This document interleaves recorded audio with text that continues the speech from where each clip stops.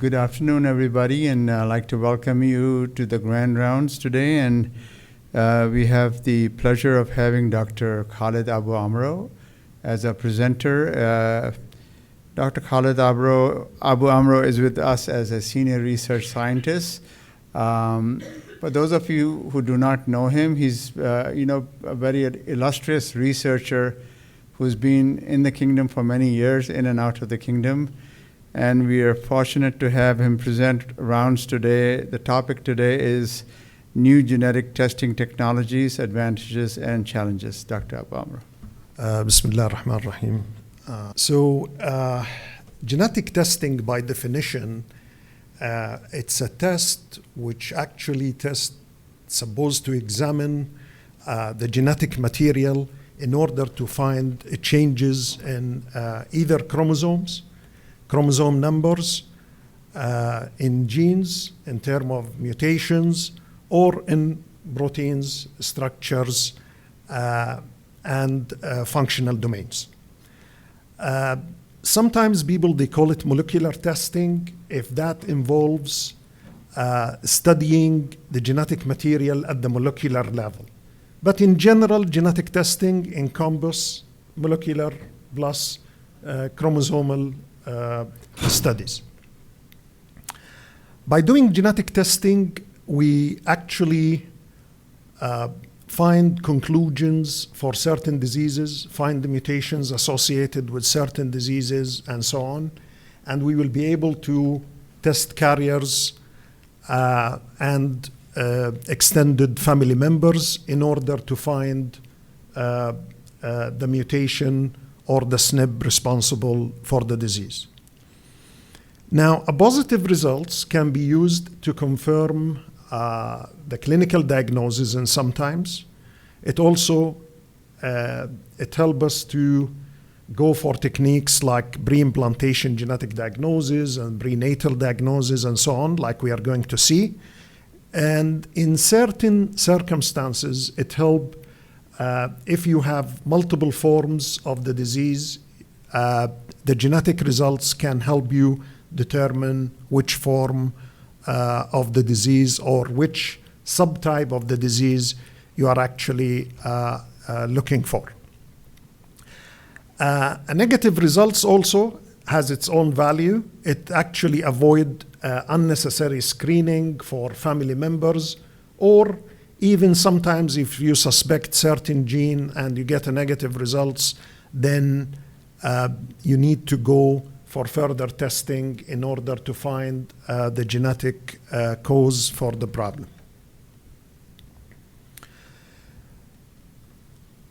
Genetic testing have many types. We can use it as a diagnostic, okay? And as I said earlier, is identify the role of a specific genetic or chromosomal abnormalities.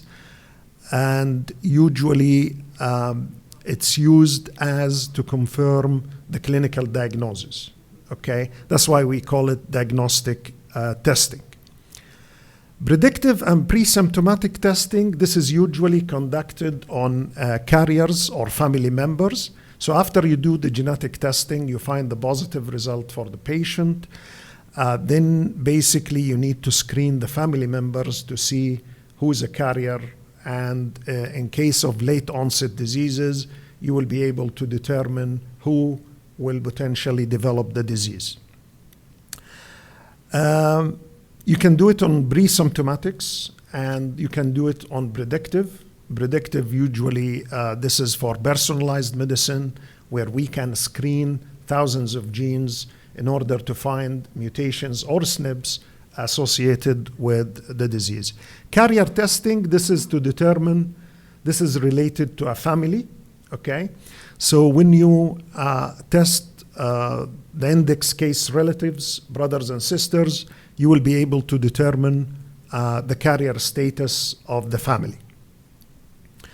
Prenatal testing, as the name indicates, this is usually done on the fetus genes or chromosomes before birth.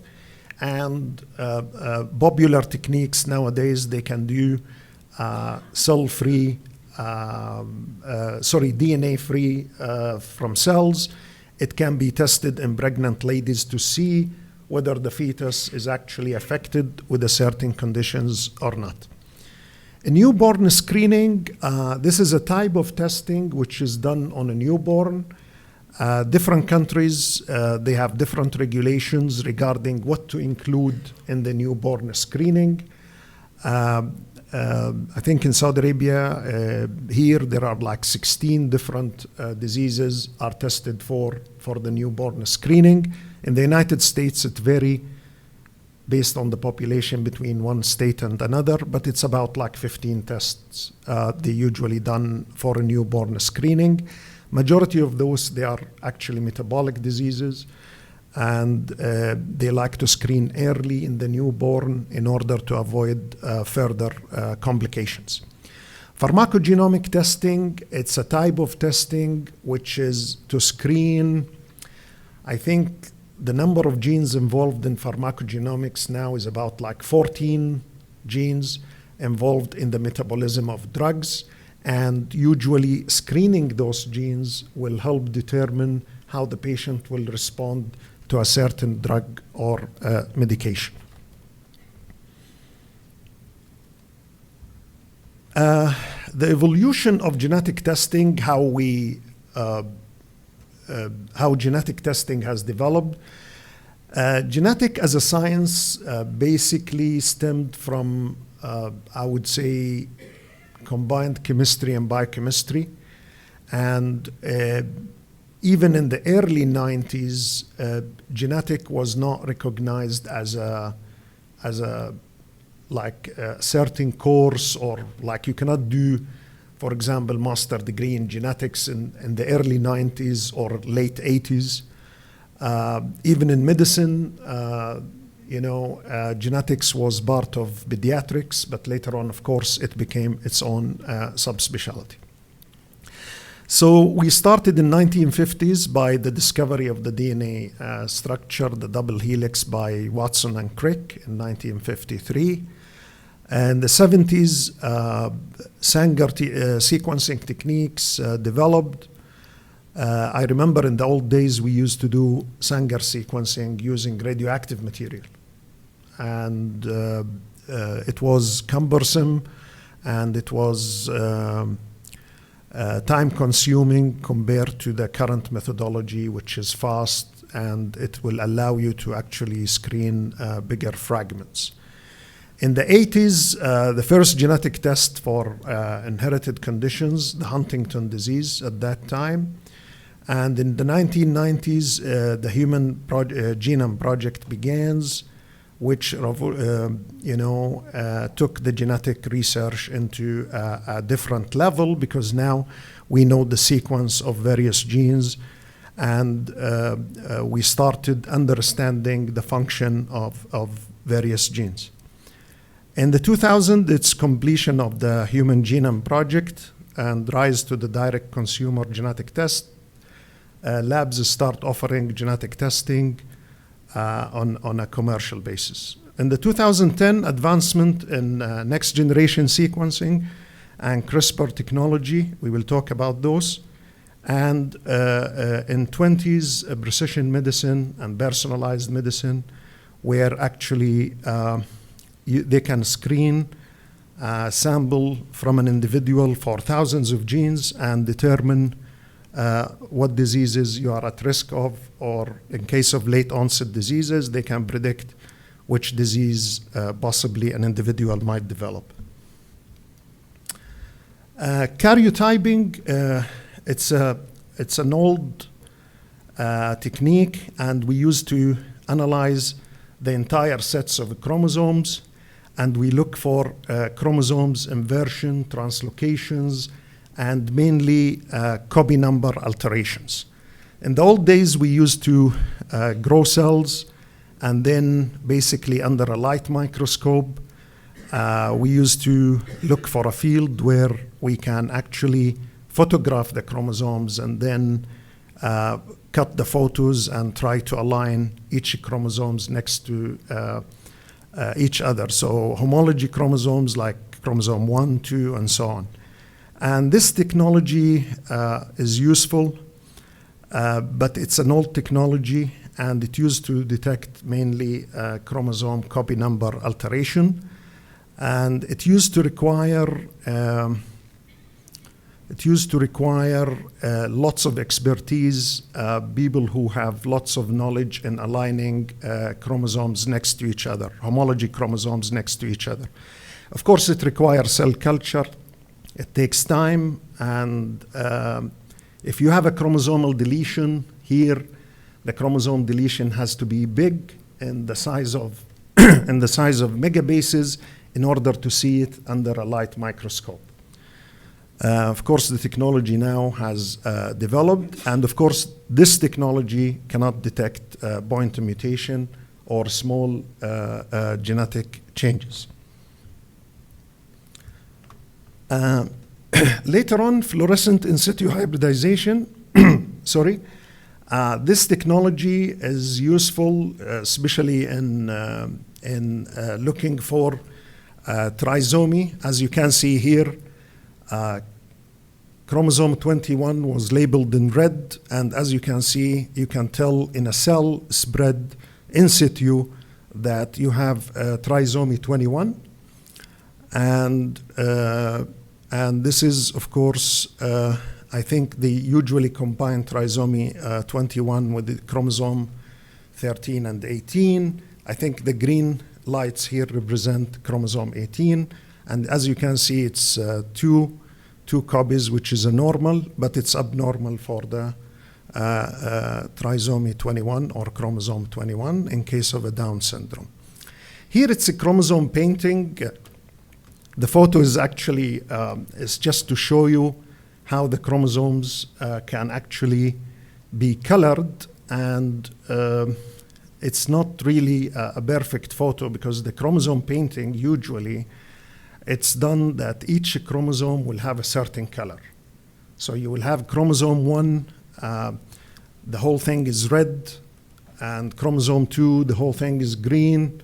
So if section of chromosome 2 is translocated to chromosome 1, you can tell immediately. So the photo is just to show you that different part of the chromosomes can jump from one place to another, okay? And chromosome painting is still a valid technology to tell inversion, translocations, and complex rearrangement and movement of parts of the chromosome from one chromosome to another. Still valid until today. Fish in general, it's also used in IVF. They prefer to screen for, as I said, chromosome 13, 18, and 21. And still, fish is a technology which is cannot be replaced as of today.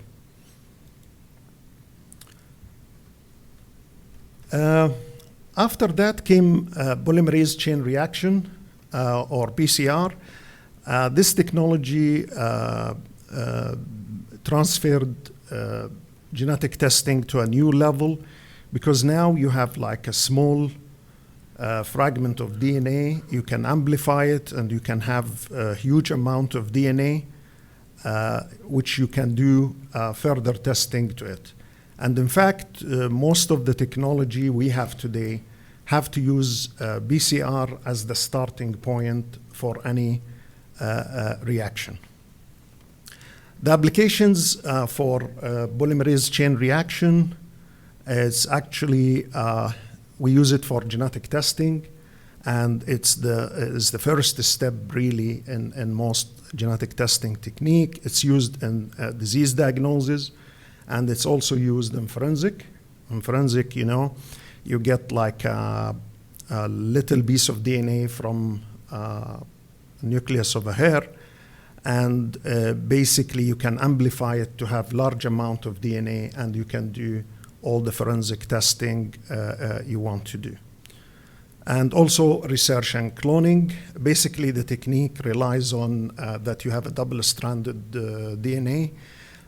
You denature it, and then you put a specific primer. Specific primer is designed to amplify a specific region, and basically you repeat the cycles until you have a huge amount of DNA compared to the starting material. There are many types of BCR.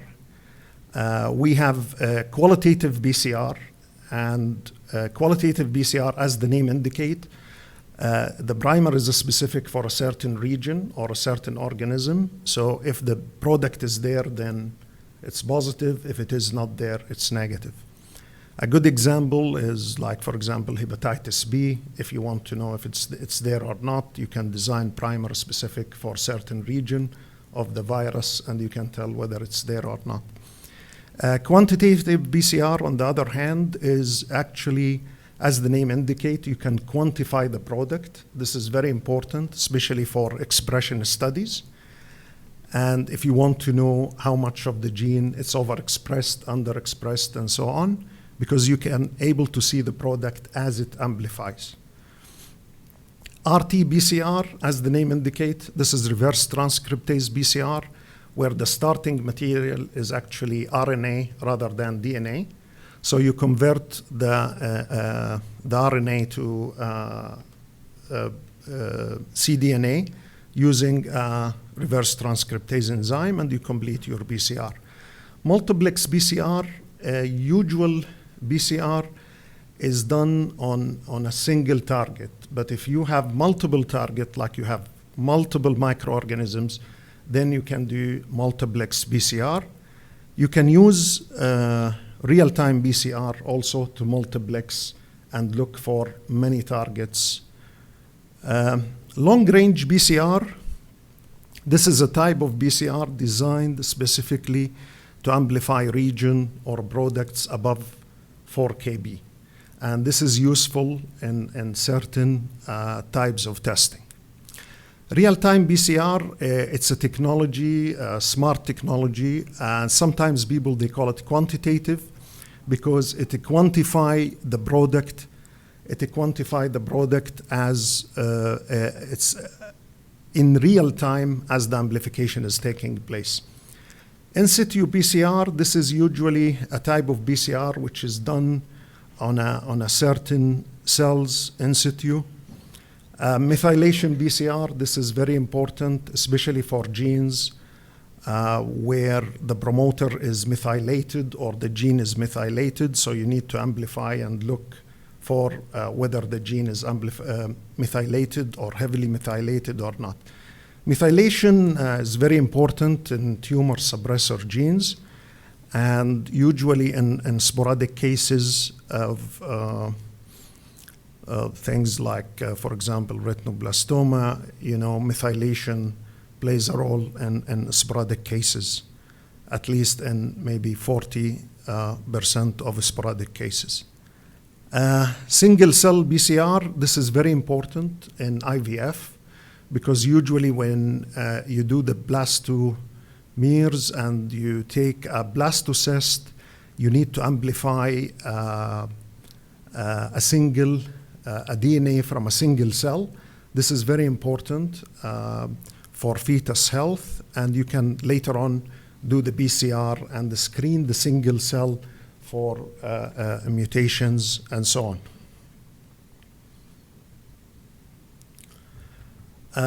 The real-time BCR, as we spoke, it's sometimes people, they call it quantitative BCR, and really it's a personally, I like it as a technology because you can use it for diagnostics if you know the mutation, if you need to screen a large number of patients for a certain known mutation, you can use real-time BCR instead of Sanger sequencing.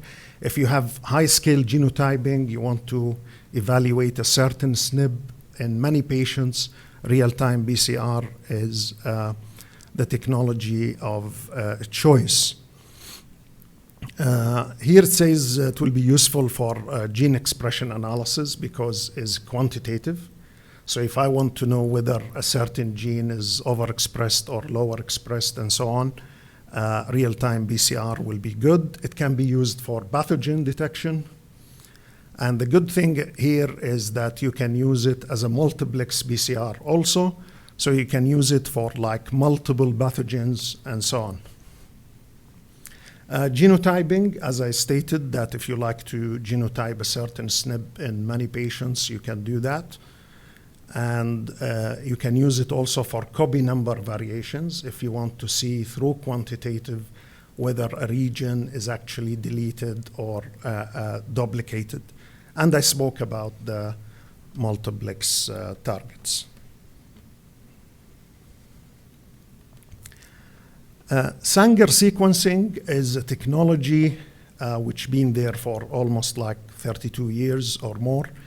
As I said earlier, we used to do it with radioactive material in the old days, but now they use certain types of fluorescence dyes and things. And here, basically, the Sanger sequencing, it's a technology which follow the BCR. So the BCR is the first step where you amplify the target. After you amplify the target, you purify the BCR product, and then you use certain fluorescein primers which incorporate nucleotides which are fluoresceinely labeled with different colors. And at the end, you will get a chromatogram like this, with each color representing each nucleotide. This technology is very useful in detecting point mutations and in detecting deletions, insertions, and sometimes with modified technology, you can use it for certain reads, which can be up to 1,000 base pair.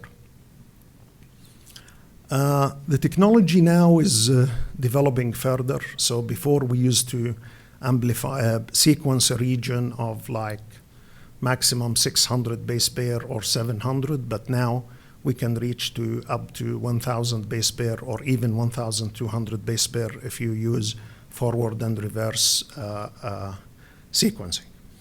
There are certain modifications to Sanger sequencing. If you are dealing with regions with high GC content, you can use betaine or DMSO or glycerol, and you modify also the annealing temperature in order to amplify repetitive or high GC rich areas. Application for Sanger sequencing, of course, the genome sequencing. Here you don't know, in comparison to real-time BCR, here you are screening, but you don't know what you are looking for or what type of mutation. But if you know the mutation, maybe it's better and you want to screen large number of patients, maybe real-time BCR will be a better option than Sanger sequencing. It's used for mutation detection, forensic analysis. You can use it also for paternity, forensic, and so on. And also, it's a very important technique to use after exome sequencing or whole genome sequencing for validation of the results you get for the next generation sequencing. And that's a recommendation by the American College of Medical Genetics. So basically, if you have an exome result, you need to confirm it by Sanger sequencing. And also, it will be a good idea also at that time when you design the primer to test carriers and so on. The advantage in Sanger sequencing, it's high accuracy, long reads, as it says here, up to 1,000 base pair. But nowadays, if you use forward and reverse, you can achieve up to 1,200. It's reliable for small-scale projects, okay? And it has its own limitation. It's time-consuming, and usually, if you have a gene which has more than like 40 exons and so on, it might not be judging by the prices of exome nowadays. Maybe exome will be a better option to go for rather than Sanger sequencing. But if we are looking for mutations in like 2 or 3 two or three fragments, maybe Sanger will be better. So you need to determine which way you want to go. But the important thing that to use Sanger after exome in order to confirm the results and use it as an opportunity also to test carriers and so on.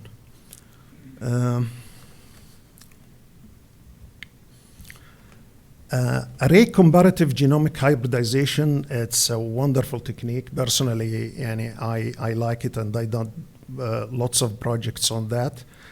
The technique, if you remember the slide, the first slide, when we talk about karyotyping, we talked about detection of deletions. There, we used to say that the deletion have to be in the magnitude of certain megabases, maybe 10 megabases, in order to see it in karyotyping. With array CGH, lower level of array CGH, it can go to 10 kb, higher resolution, it can be up to 1 kb or even less than that. The technology is evolving. There are lots of new array comparative genomic hybridization chips, especially from Affymetrix, where you can detect up to 10 base deletions. The technology is simple. Well, the principle of it is simple. You labeled a tumor DNA with Cy5, which is red in color, and you have your reference genome, you label it with Cy3. When the two are mixed, as you can see on the slide here, these spots represent areas of the genome. So it could be a gene represented by like 10 spots and so on. So each spot represents a certain area of the genome. So if you have equal amount of the tumor and the DNA, when you mix red and green, you get yellow, right? So if it's yellow, it's the normal. If it's a green, that means you have more of the normal DNA, okay? And in that case, if you have more of the normal DNA and lower of the tumor, that means you have a deletion, right? And if you have the red, that means you have more of the tumor DNA. The technology is a beautiful technology, but it requires a long time for analysis. It used to take me like a day just to analyze one patient, especially if I don't have DNA from the father and the mother, because you need to examine all the deletions and duplications detected in the full genome and to find out which ones are pathogenic. The process is lengthy, but if you have a trio where you have the father and the mother and the child, that means you will be able to do the analysis faster. And I remember in maybe 2009, I detected an area of a genome in a child with autism, and later on it became a very important area in the field of autism. So array comparative genomic hybridization is a good technology. And nowadays, there are also companies which include this in the exome sequencing. So you can get array comparative genomic hybridization reports on deletions and duplication with the exome sequencing.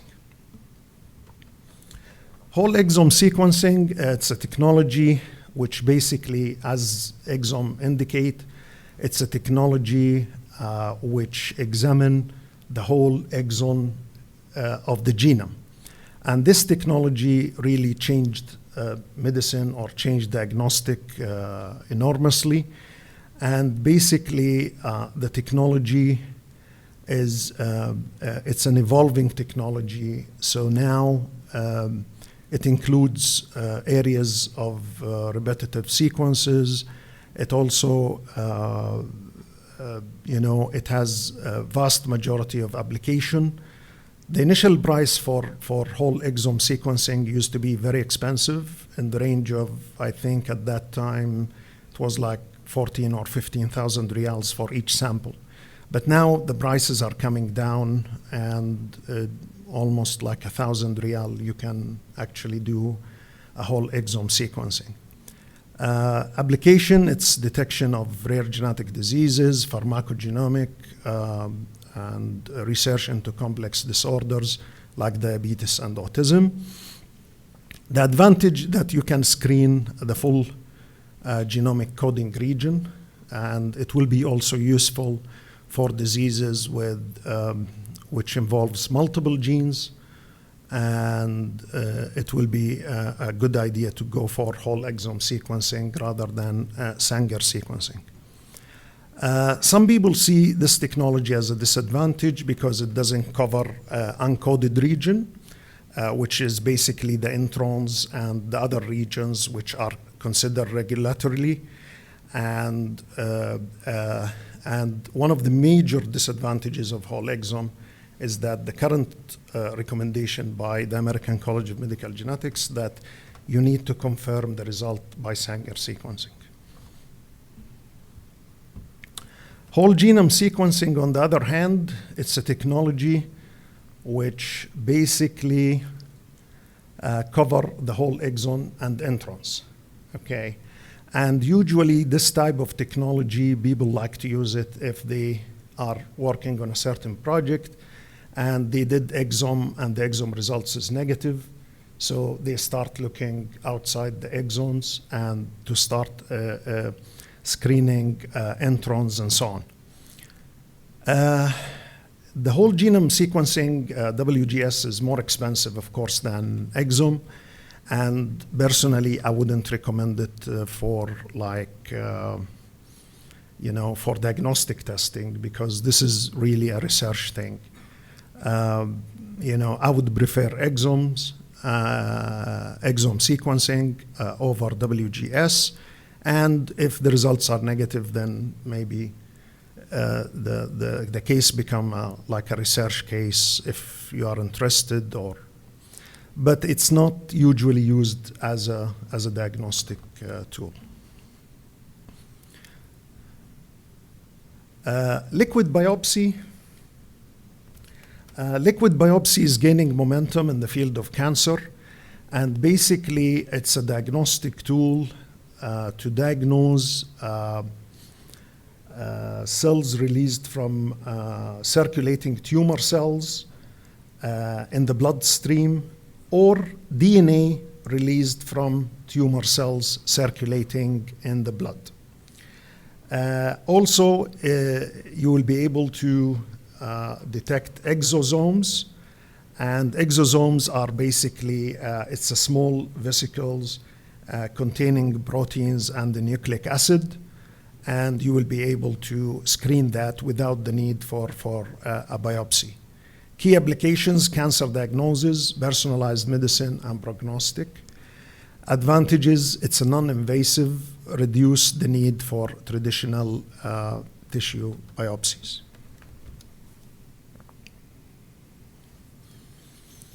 Okay. CRISPR technology, it's a genome editing technology, and there are lots of interest in it. So how much we do on time? We have like 20 minutes? Okay. 10 minutes? Okay. So CRISPR technology, it's a genome editing technology. It's a very powerful technology. I was just reading a paper before I came. They used CRISPR as CRISPR combined with Cas9, which is the enzyme used in CRISPR. Basically, the technology is that you take an area, mutated area, and you replace it with a healthy DNA without a mutation. It's a powerful technology for gene therapy, and there is success stories for CRISPR in sickle cell and beta thalassemia. And the paper I was reading, it able to correct, but this is as a proof of concept, correct trisomy 21 in a cell line. This is a paper came from Japan. Still, I want to read the full paper to understand how they managed to select one of the maternal chromosomes to work on rather than the other one. But the technology is very important in research, especially in gene knockout. Gene knockout, basically when you inactivate a certain gene, or knock-in, this is when you insert a certain sequences into a genome in order to understand the function of that. The technology is evolving, and it's currently some diagnostic testing has been coming out of using CRISPR-Cas system.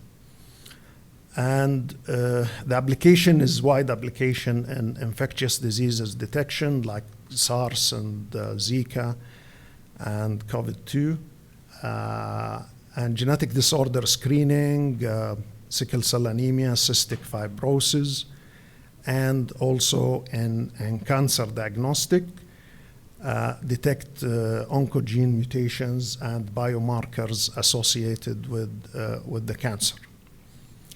The advantage of a CRISPR-based genetic testing, it's high specificity and sensitivity, rapid result, portable and cost-effective compared to traditional methods. Long-read sequencing, it's a sequence types where you can actually do sequences in one shot. This is particularly useful for areas of the genome with high repetitive regions. And this type of technology is not yet to see it in as a regular used in diagnostic. Technology is currently very expensive compared to exome. I think it's like 5 times the price.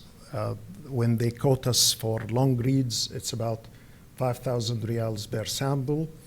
There are two types of two companies who are dealing with long reads, Baco Bio and Oxford Nanopore. They use a little bit different technologies, but the technology itself is designed to sequence long repetitive regions.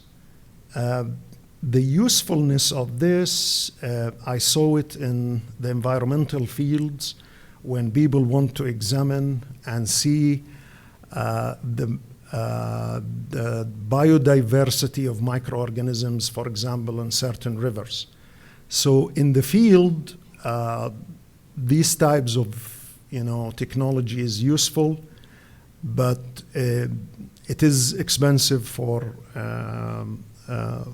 regular use as a diagnostic. Enable the analysis of complex genome region, capture long repetitive region, as I said, structural variants and complex rearrangement. The problem also with the technology, as of today, it has higher error rates compared to short read sequences, and require specialized equipment, and it's of course higher cost. The cost quoted for us was 5,000 riyals compared to 1,000 riyal for exome. So, pharmacogenomics, it's basically you do, it's about like 14 or 15 genes, I can't remember, are the most important genes to screen for certain mutations, which tells you, or a certain sequence changes, which tells you whether the patient will respond to a certain medication. Most of these genes, they are involved in the metabolism of various drugs and medications. And there are lots of key usage for that, like in oncology, testing for EGFR mutations to guide targeted therapy. CYP2D6 gene is one of the most maybe heavily examined genes in pharmacogenomics. It's about 14 or 15 genes.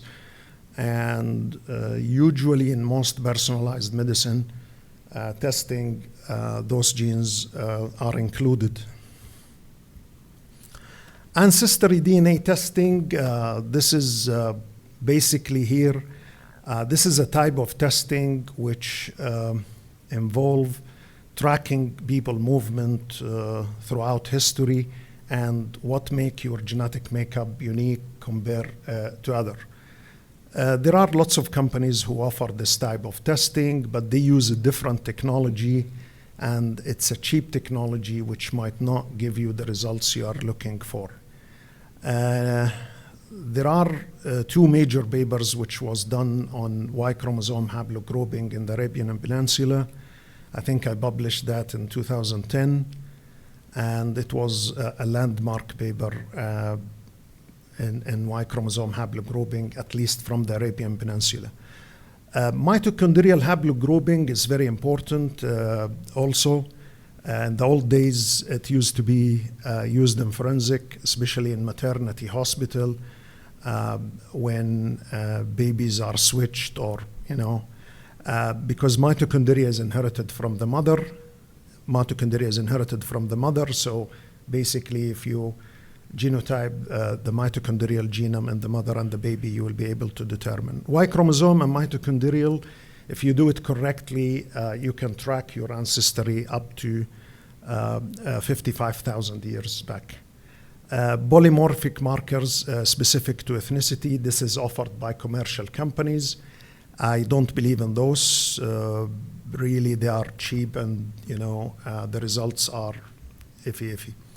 So I have like 3 more slides. I'll be very quick. Application of genetic testing. If you are looking for single mutation, your first option is Sanger. Second option is real-time PCR. If you want to screen a full gene, Sanger is your first option. Whole exome sequencing. If this is negative, you go for WGS.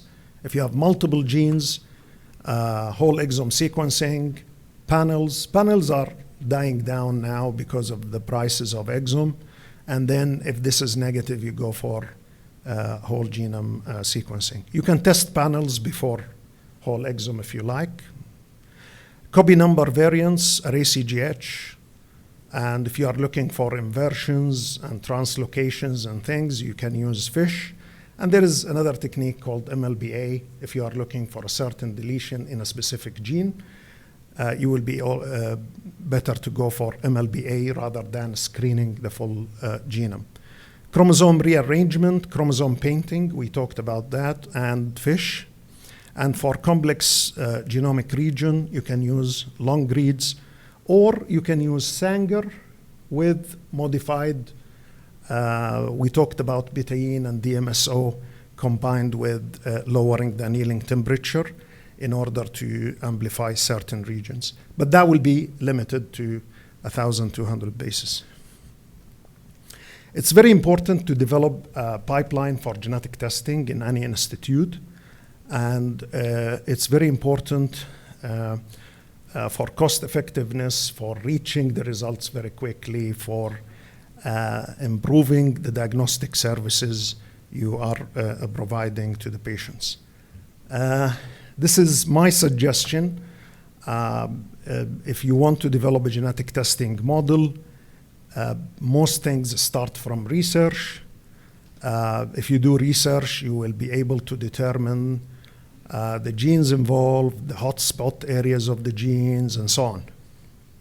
After that, patients are diagnosed in the clinic. You talk to a molecular geneticist. He will be able to guide you through what type of genetic testing to use.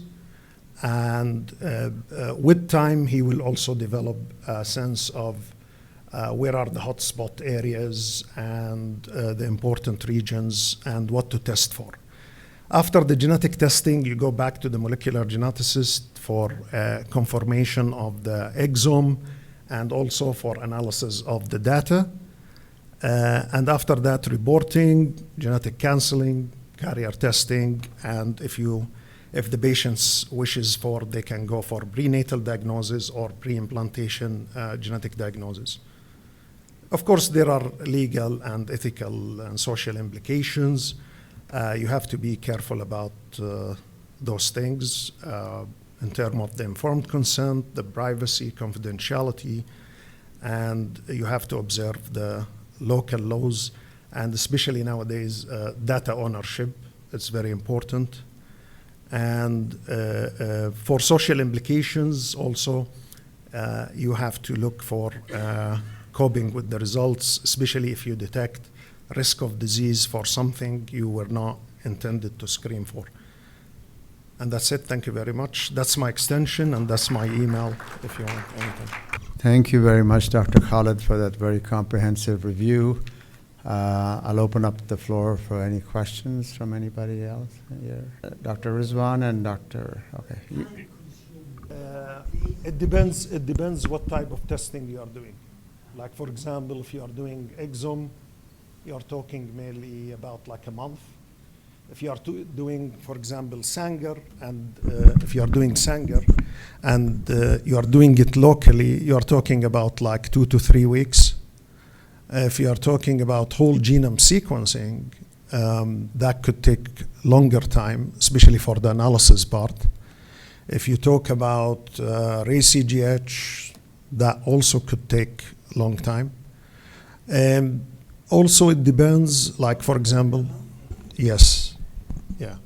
And especially sometimes, you know, you analyze an index case, but you discover that you need the DNA from both parents in order to eliminate the normals and all of that. In an ideal situation, if I have a ACGH, I have the father, the mother, and the child, and with the comprehensiveness of the databases, I could do it in a day.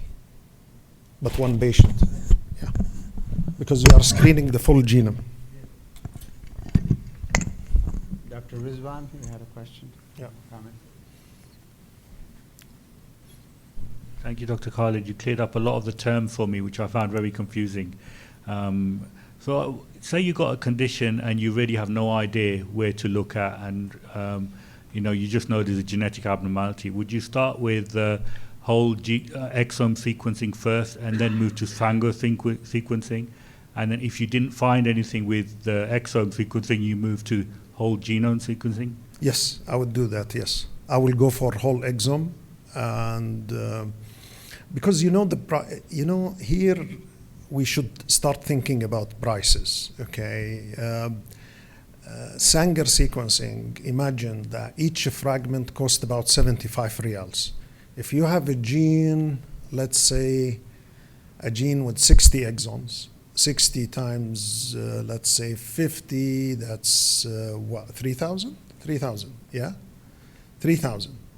3,000, that's a lot of money to do Sanger sequencing for one gene. So I rather pay 1,000 riyal, do exome sequencing, the full genome, and then after that I look for, But if you are looking, if you find a novel gene, let's say you find 6, 7 potential novel genes, okay? So the way to do it is to actually recruit more of the family, okay, like siblings and things. You eliminate as much as you can. It's an elimination process. And exome now is developing because now software for exome include transcriptomes. It includes also functions. It already analyzes the mutations you detect. Before we used to go for like polyphen and SIFT to try to understand whether the mutation is pathogenic. It's going to affect the structure and the function of the protein. But now everything is done by the software. And AI now is playing a big part in software analyzing exome. So even for gene discovery, it will be easier because you will be able to interrogate certain regions it will tell you the function, the possible functions, and so on. And you will be able to correlate that of maybe the clinical symptoms of what you are seeing in the patients. But yeah, I would go for exome first and then WGS. Great, thank you. Thank you. Oh, God. Thank you, Dr. Khaled, for nice presentation. My question is, what is happening at Kekish? Now at Kekish, if we want to do genetic testing, the usual what we do, we send the patient to maybe dystrophy clinic, usually for the dystrophy, or sometimes also for, we ask direct opinion of Dr. Rola. So my question, if I have a patient and they want to do genetic testing, like for example, for retinoblastoma, is there a specific way that we should follow? And from what I know, recently we don't have genetic testing. They said Yes. We cannot order any genetic testing. So, Dr. Maher is here. He knows the story. We talk about it almost on a daily basis. We used to have a commercial contract with Centogen, I think, and the contract expired. And now, they're studying options with various companies. But now, no, yeah, you are right. There is no genetic testing. unfortunately, yeah. Sure. So, but usually diagnostic is handled by the pathology and laboratory medicine, and by the lab. But now, currently, unfortunately, no. Until the contract is reactivated, until we acquire the machine here, nothing. And do you think, like a clinician, I'm not, I don't have a lot of experience in genetics, but I have experience with the clinical data. Like I know this patient most likely have retinoblastoma. So can I do request for retinoblastoma or like for congenital glaucoma myself, or I should involve other physician who has the experience of genetics? No, you can request retinoblastoma, yeah. Or congenital glaucoma, cataract. Yeah. We have a lot of patients yeah. we want to request ourselves instead of like making the. Sure. Yes, you can. Okay. I think we're out of time. Thank you all for attending and for the nice discussion. And we'll, I guess, convene after Eid, right? Thank you. Thank you all.